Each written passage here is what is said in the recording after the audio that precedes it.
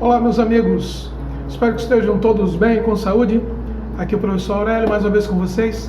E hoje a gente vai ter uma videoaula falando especificamente sobre a formação do território brasileiro. Nessa videoaula a gente vai entender um pouco como começou todo o processo de formação do território brasileiro até os dias atuais.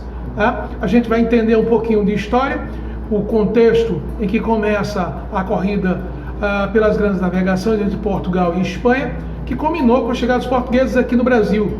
O começo da colonização, através do processo de capitanias hereditárias, o sistema de capitanias hereditárias que foi usado inicialmente para colonizar o Brasil. Depois, o avanço através das atividades econômicas, através das ações das entradas, dos bandeirantes, através dos fortes, através da ação dos jesuítas e o crescimento do território brasileiro, além do Tratado de Tordesilhas, para o norte, para o sul e para o oeste, pegando a parte central do que é hoje o território brasileiro. Espero que vocês gostem. A gente dividiu em duas partes, para não ficar muito longa. Espero que vocês acompanhem e se divirtam também. Desde já, boa aula a todos. Fiquem com Deus. A rota do comércio entre os europeus e os produtos que eles não produziam, no caso a seda e as especiarias, entre 1400 e 1450, passava necessariamente pelo mar Mediterrâneo. As especiarias eram produtos que eram trazidos da Índia em direção à Europa, e aqui você tem alguns exemplos de especiarias e algumas especiarias em lojas do Marrocos, ainda especializada nesses produtos.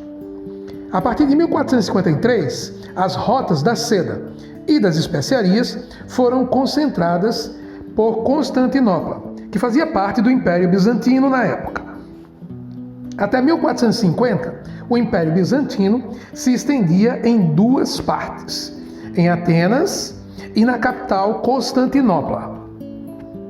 Em 1453, os otomanos conquistaram Constantinopla, superando suas muralhas, e o imperador Maomé II assume o controle de Constantinopla e do comércio da seda e das especiarias que vinham da Ásia para a Europa. Do outro lado do Mediterrâneo, Portugal se lançava, na época, na tentativa de estabelecer uma nova rota para as especiarias, através do oceano, contornando a África. À medida que avançava, estabelecia novas posses, como as ilhas de Madeira, Canárias, Cabo Bojador, Cabo Verde, e assim vai. Para evitar problemas com a Espanha, estabeleceu o Tratado de Alcáçovas-Toledo em 1470. Assim, as terras encontradas ao sul do paralelo limite pertenceriam a Portugal e as encontradas ao norte à Espanha. Isso, nesse caso, fez com que Portugal mantivesse a posse das ilhas da Madeira, Açores, Cabo Verde, mas perderia as Ilhas Canárias para a Espanha. E isso em 1470, 17 anos após a tomada de Constantinopla. Porém, em 1492, 22 anos depois, Cristóvão Colombo, a serviço do rei da Espanha, tenta chegar à Índia contornando o globo e chega às ilhas da América Central. Quando retorna em Lisboa, se reabastece e passa 5 dias e é recebido com 3 festas pelo rei de Portugal. Colombo achava ter chegado à Índia e fez mais 3 viagens, constatando ser novas terras. Portugal não aceita mais o Tratado de Alcáçovas. O Papa, então, propõe em 1493 um novo limite de terras.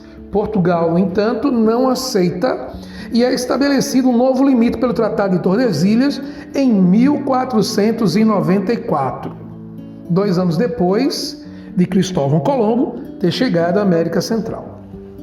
6 anos depois disso, Cabral chega na Bahia, Porto Seguro, achando o território brasileiro e depois estabelecendo a nova rota de especiarias da Índia para Portugal. Com a chegada dos portugueses, acreditava-se ter encontrado terras a serem exploradas. Em 1502, acreditava-se que a América do Sul estaria toda nos domínios portugueses, como a gente vê no mapa nesse momento. Entre 1500 e 1530, o território foi muito saqueado por piratas franceses, holandeses e ingleses, atrás do pau-brasil. Então, o governo português decidiu colonizar com um sistema de capitanias hereditárias suas novas posses.